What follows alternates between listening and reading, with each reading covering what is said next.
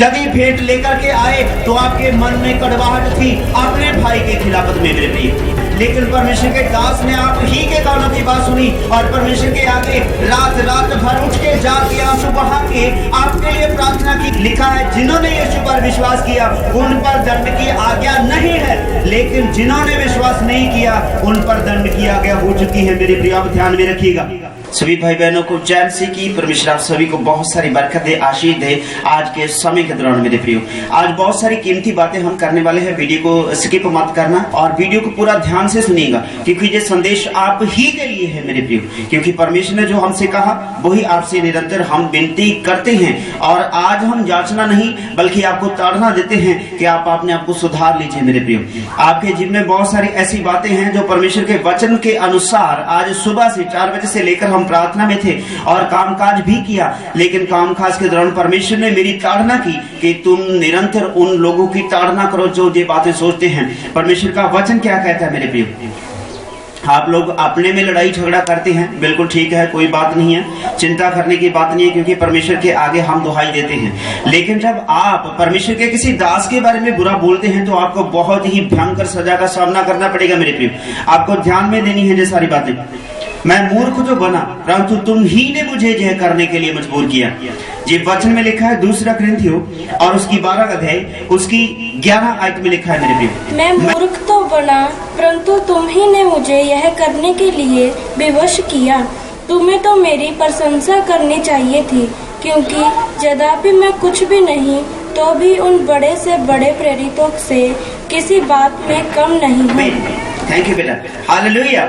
तो मैं मूर्ख तो बना, आप मेरे प्रियो परमेश्वर के दास को मूर्ख कहते हैं, वह तो मूर्ख हैं। और संत पौलुस कहते हैं मेरी मूर्खताई के कारण ही आपके पास संदेश पहुंचा, सुसमाचार पहुंचा, ताकि आप बचाए जाए। मेरे प्रियो, आज परमेश्वर की ताड़ना आपके लिए और मेरे लिए बेहद खास है। और क्योंकि परमेश्वर कहते हैं मैं अपने दास की मूसा के द्वारा प्रजा से बोलता हूं, और मूसा से प्रजा कहती है कि यदि परमेश्वर के सामने हम जाएंगे, परमेश्वर के मुख को देखेंगे, हम सब मर जाएंगे। इसीलिए तुम हमारे लिए परमेश्वर से बात करो। और आपके लिए परमेश्वर के सेवक परमेश्वर के सामने उपस्थित रहते हैं। मेरे प्रिय, परमेश्वर के सम्मुख खड़े रहते हैं। क्या परमेश्वर के चेहरे से, परमेश्वर के प्रताप से, परमेश्वर का भय परमेश्वर के दास को नहीं लगता?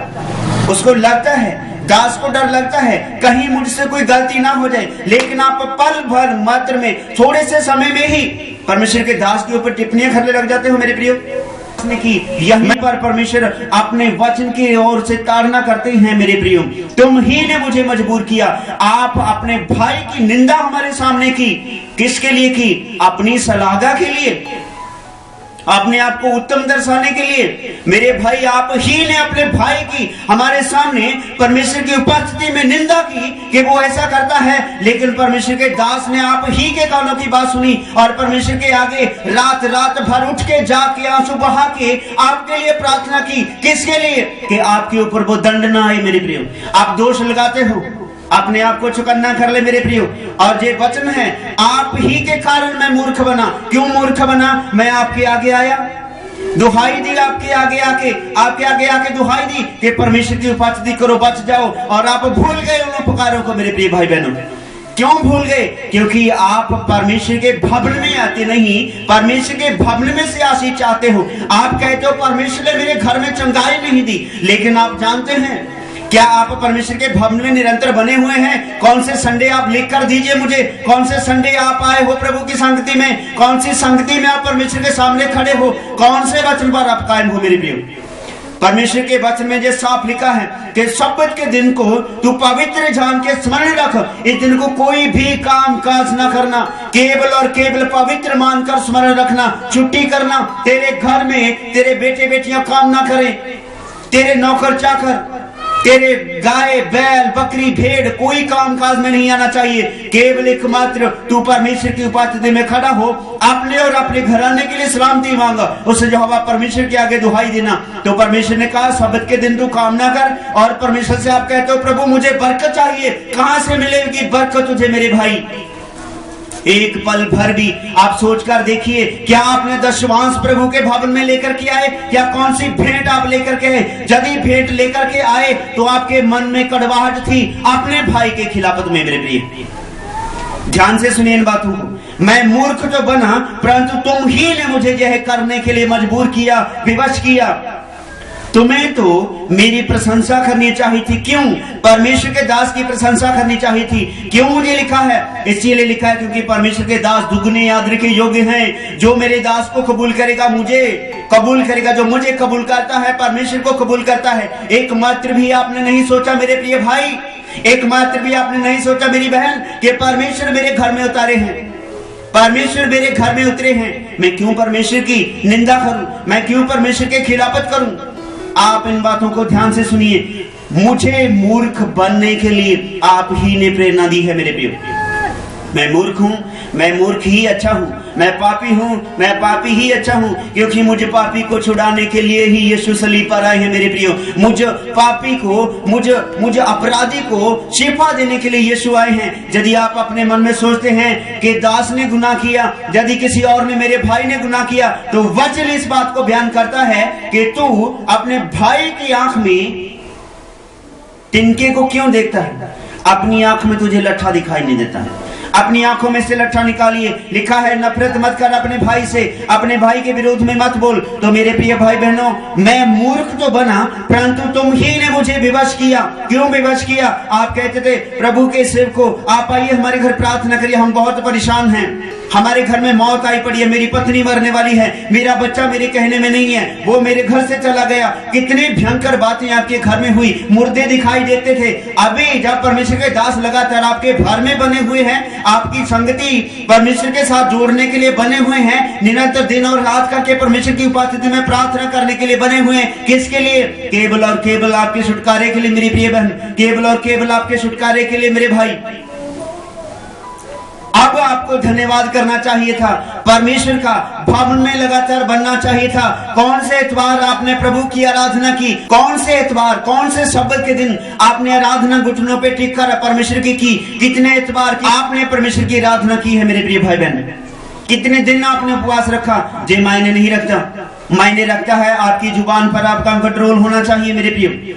आप में धड़ेबाजी नहीं होनी चाहिए। आपने अपने भाई की निंदा की, यही आपको दंडित करने के लिए काफी है। लेकिन परमेश्वर के दास को जो आपने बुरा बोला, ये अच्छी बात बिल्कुल भी नहीं है, क्योंकि लिखा है यदि कोई मेरे दास को छेड़ेगा, मेरे दास के खिलाफत में कोई बात कहेगा, वो उसको नहीं मुझको कहेगा। परमेश्वर कहते हैं यदि आप किसी दास के खिलाफत में बात करते हैं, तो मेरे प्रिय आप परमेश्वर के खिलाफत में खड़े हो जाते हैं।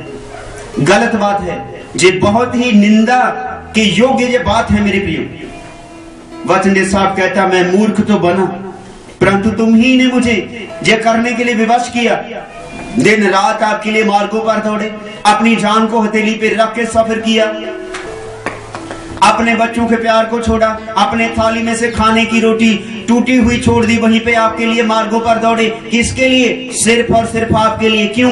क्योंकि आप में परमेश्वर का वचन रहने पाए, आपके जीवन में परमेश्वर का वचन सही रीति से कार्य करने पाए, आपका बिगड़ा हुआ स्वभाव ठीक हो जाए, आपका बिगड़ा हुआ मन ठीक हो जाए, आपका चरित्र ठीक हो जाए। इसीलिए हम दौड़े। कहां पे ध्यान दिया मेरे प्रियो? किस बात पे गौर की? इसीलिए तो परमेश्वर के वचन में लिखा है कि मेरे वचन की किसने प्रतीत की है? परमेश्वर। मैंने तेरे संदेश को दिया, किसने हमारे संदेश का विश्वास किया? किन्होंने मन फिराया? मन फिराओ, मन फिराओ, मन फिराओ मेरे प्रियो, स्वर्ग का राज्य निकट आ चुका है मेरे प्रियो। और मेरे प्रियो, विश्वास जोग आपको परमेश्वर के दास और परमेश्वर को मानना चाहिए था, लेकिन आप पर घृणा आती है उस परमेश्वर को मेरे प्रियो, जो सब कुछ देख के, अपनी आंखों से देख के, कानों से सुन के तुच्छ जान लेते हैं। कारण क्या है? आपके मन में वह वचन स्थिरता से टिक नहीं पाया मेरे प्रियो। आपने अभी तक अपना मन संसारिक बातों में गाड़ रखा है, अपने आप को संसारिक अभिलाषाओं में अपने आप को टिका रखा है। आप निकले नहीं मेरे प्रियो उन बातों से। आप निकलिए, जल्दी निकलिए, नहीं तो परमेश्वर दंड की आज्ञा आप पर करते हैं। पर मेरे प्रियो, आप सभी से निवेदन है, दंड के नीचे नहीं, यीशु दंड देने के लिए नहीं बल्कि बचाने के लिए। लिखा है जिन्होंने यीशु पर विश्वास किया उन पर दंड की आज्ञा नहीं है, लेकिन जिन्होंने विश्वास नहीं किया उन पर दंड की आज्ञा हो चुकी है मेरे प्रियो। आप ध्यान में रखिएगा। प्रेरित के लक्षण भी तुम्हारे बीच सब प्रकार के धीरज सहित चिन्हों और अद्भुत कामों और सामर्थ के कामों से दिखाए गए। पर मेरे प्रिय, आप ध्यान दीजिए इन बातों के ऊपर। काश कि वो लोग परमेश्वर का धन्यवाद करते, परमेश्वर के गुणों का धन्यवाद करते। क्यों मेरे प्रियो, आप भूल जा चुके हैं, आप भूलते जा रहे हैं, आप भूलते जा रहे हैं परमेश्वर के वचन को। और स्मरण करवाना परमेश्वर के दास का काम है। आपको स्मरण करवाते हैं। अपनी गलतियों का पश्चाताप कीजिए, अपने गुनाहों का पश्चाताप कीजिए, अपने मन को फिराइए, ताकि परमेश्वर आपको आजादी दे दे। इसीलिए दास को परमेश्वर ने अधिकार दिया है कि जिसके अपराध तू क्षमा करेगा वो क्षमा किए जाएंगे, लेकिन जिसके अपराध तू रखेगा उसके रखे गए। क्यों मेरे प्रिय भाई बहनों, आप ध्यान दीजिए इन सारी बातों के ऊपर। यदि ऐसी बात होती तो परमेश्वर के दास को परमेश्वर ने कहा, मैंने अपने दास को आशीष देने के लिए ठहराया है। कब आपको श्राप दिया किसी दास ने, और आपके लिए आशीषों का कारण दास ठहरते हैं, फिर भी आप दास की निंदा करते हैं। दास चुगलखोर है, दास चुगलखोर है। बिल्कुल नहीं। आप चुगली करते हो अपने पड़ोसी की, आप निंदा करते हो अपने भाई की, आप निंदा करते हो अपने बच्चों की। कौन जानता है मेरे प्रिय? यदि परमेश्वर ने जाहिर कर दिया तो किसी ने बता दिया। यदि पवित्र आत्मा ने आपके घर की किसी गुप्त बात को जाहिर कर दिया, आपके घिनौने पाप को जाहिर कर दिया जो बिस्तर पर आप करते हैं, तो परमेश्वर का दास चुगलखोर है? नहीं, वह पवित्र आत्मा की ओर से उजागर किए गए हैं। आपको स्मरण करने की जरूरत है, अपने गुनाहों का अंगीकार करने की जरूरत है। उनके पाप जो हैं दर्शाए गए, लेकिन उन्होंने अंगीकार नहीं किया। सदोम और गमोरा के बारे में थोड़ा सा ध्यान दीजिए, थोड़े से भी ज्यादा। यदि आपके बीच में कोई लज्जा की बात है, आप समझते हैं कि मेरी बेइज्जती हो रही है, तो मेरे प्रिय भाई मेरी बहन, आप ध्यान दीजिए सदोम और गमोरा के बारे में, उस जल प्रजों के बारे में। जब लोगों के बीच में विवाद हुआ, पाप का, अंधकार का, विरोध का भांडा भर गया, तो परमेश्वर के सामने लोगों का चीखना चिल्लाना पहुंच गया। मेरे प्रिय भाई बहनों, आप ध्यान दीजिए। आपके जीवन में पाप है, आपके जीवन में नशा है, आप अपने ही पड़ोसी, अपने ही भाई की निंदा करते हो, कहते हो दास चुगलखोर है। ऐसे निंदा की बातें परमेश्वर के कानों में पहुंच चुकी है। मेरे प्रिय भाई, परमेश्वर के कानों में आपकी निंदा की बातें पहुंच चुकी हैं। ध्यान दीजिए, आज पवित्र आत्मा आपसे कहता है इसी समय कि अपने मन से अंगीकार कीजिए, पश्चाताप कीजिए और फिर जाइए बुरे राहों से, बुरे मार्गों में से। अपने ही पड़ोसी जिसका आपके भला मांगना चाहिए, जिसकी शांति आपको ढूंढनी चाहिए, मांगनी चाहिए, जिसकी सलामती की बातें आपको सुननी और करनी चाहिए, उन्हीं की आप निंदा करते हो मेरे भाई। ऐसी बातें बिल्कुल नहीं चलेंगी परमेश्वर के राज्य में। परमेश्वर का राज्य है भलाई में, परमेश्वर का राज्य है आपसे प्यार में, परमेश्वर का राज्य है ताड़ना में, ताकि लोग अपने गुनाहों से पश्चाताप करके फिर आए। मेरे प्रिय, प्रेरितों के लक्षण, दासों के लक्षण, रसूलों के लक्षण आपके बीच में प्रकट किए गए। सब प्रकार के धीरज सहित चिन्हों और अद्भुत कामों और सामर्थ्य के कामों से दिखाया गया। क्या दिखाया गया? परमेश्वर का राज्य की बातें दिखाएगी। आपने विश्वास किया, भूतें आपके भी जीवन में से निकली, दुष्ट आत्माएं आपसे निकली, बीमारियां जकड़े हुए आप में से आजाद हुए। आपने अपनी आंखों से देखा, कानों से सुना, और आप वहां पर मौजूद थे, आपके बीच में दिखाए गए, लेकिन आपने ही मुझे विवश किया कि मैं ऐसी बातें बोल पाऊं। मेरे प्रियो, आप ही की बातें ऐसी हैं जो परमेश्वर को नापसंद हैं। अपने पड़ोसी की निंदा करते हो, अपने भाई की निंदा करते हो, अपनी सलागा के लिए निंदा क्यों करते हो? अपने भाई की निंदा इसलिए करते हो कि आप मेरी सलागा करें। ऐसा ही है, ऐसा ही है। आप इसीलिए दूसरे को नीच समझते हैं कि आपकी सलागा हो। वाह क्या बात है, ये बंदा बड़ा पवित्र है, दास में से कमियां ढूंढ रहा है। आप कमियां ढूंढते हो, अपने बीच में से ढूंढिए। अपने भाई की आंखें तिनका फिर निकाल पाओगे जब अपनी आंखों से लट्ठा निकाल पाओगे मेरे भाई। ऐसी बातें बिल्कुल भी परमेश्वर के राज्य में नहीं चलेंगी। और लिखा है कि परमेश्वर के राज्य में झूठे, मक्कार, लुचपुना करने वाले, शराबी, मूर्ति पूजक, निंदक, जुएबाज, अंधकार की बातें बोलने वाले, ऐसे कुछ भी लोग शामिल ना हो पाएंगे। मेरे प्रिय भाई मेरी बहन, आपको ध्यान देना है परमेश्वर के दासों के बारे में कभी भी कुछ मत बोलना, क्योंकि वे परमेश्वर की ओर से ठहराए गए हैं। आप परमेश्वर के दास को निंदा करते हैं कि वो जब फोन करते हैं आ जाते हैं, जब मर्जी बुला ले। आप परमेश्वर के दास की निंदा करते हो, क्यों करते हो? आप एक बार सिर्फ एक बार परमेश्वर के दास की पदवी उसकी जगह पर आकर देखिए मेरे प्रियो, आपको पता चल जाएगा परमेश्वर के दास का जीवन कैसा है। रात को आप फोन करते, दास आधी रात आपके पास में आता है, सुबह उठते ही दास अपना पानी भी नहीं पीता, आप फोन करते हो प्रभु के दासों हम संकट में हैं, आ जाइए। दास उठता है, चला आता है। आप एक बार भी सोच कर देखिए, जितनी बार परमेश्वर के दास आपके घर में आए, क्या उतनी बार आप भवन में आए हैं मेरे प्रियो? सोच कर देखिए। ये प्रेयर ट्रैवल में जो निरंतर प्रार्थना होती है, सिर्फ कहने की प्रार्थना नहीं होती, होती है तो हम कहते हैं, की जाती है तो हम कहते हैं। यदि भाई बहन जहां पर आके निरंतर प्रार्थना में बने हुए हैं तो हम कहते हैं, आकर बैठिए तो जानिए परमेश्वर कैसे हैं। एक बार हम हरियाणा में गए, आप सभी को बताते हैं मेरे प्रियो, बड़ी गहराई की बात सुनने वाली है।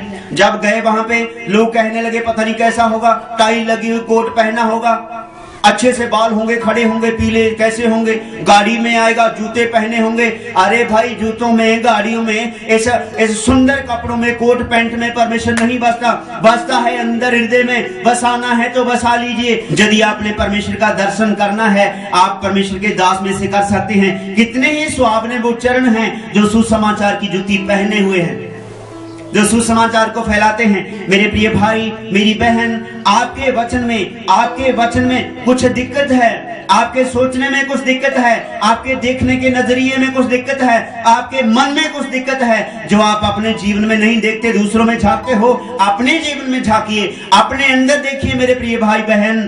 परमेश्वर के दासों पर उंगली मत उठाइए।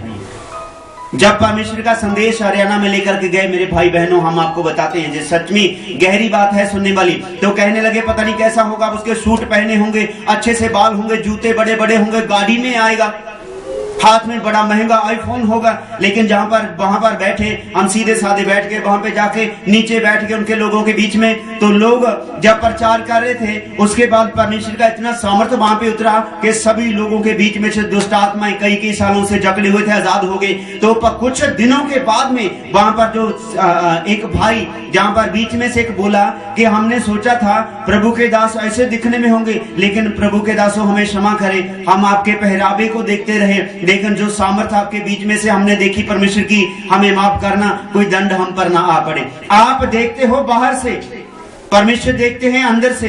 अरे अच्छे कपड़े तो फैक्ट्रियों में हैं, अच्छे कपड़े तो महलों में हैं, खदानों में हैं बड़े बड़े, लेकिन मेरे प्रिय भाई बहन, परमेश्वर कपड़ों में नहीं बसता।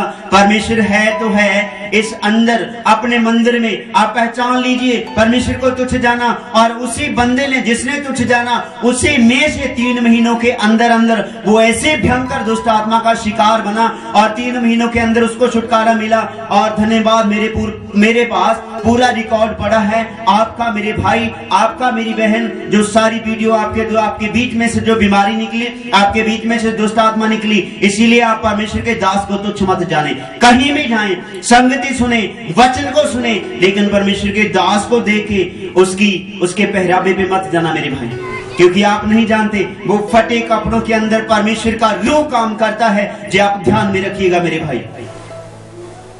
मैं मूर्ख तो बना, परंतु तुम ही ने मुझे मजबूर किया, तुम ही ने मुझे विवश किया। आपको प्रशंसा करनी चाहिए थी कि परमेश्वर के सेवक हमारे बीच में आए हैं अपना काम छोड़ के। हम आपको कहते हैं, परमेश्वर के दास आपको कहते हैं कि आइए, संगत में आइए। आपको दिक्कत लगती है, दूर लगता है, जब आप बुलाते हो, क्या दास को दूर नहीं है? सोचने वाली बात है, सोचिएगा। मैं आप सभी के लिए प्रार्थना करता हूँ। प्रभु यीशु मसीह, हम प्रार्थना करते हैं सभी भाई बहनों के, सुनने देखने वालों के लिए, और जिनके जीवन में कोई कमी है, आपके दास के बारे में, आपके वचन के बारे में, किसी के मन में भी कोई कड़वाहट, कोई कैसा भी विचार इनके जीवन में कभी भी आया है, निंदा की बातें, श्रापित बातें, वे निकल जाए हमेशा के लिए, और इनको क्षमा करना, क्योंकि वे नहीं जानते वे क्या करते हैं। आमीन।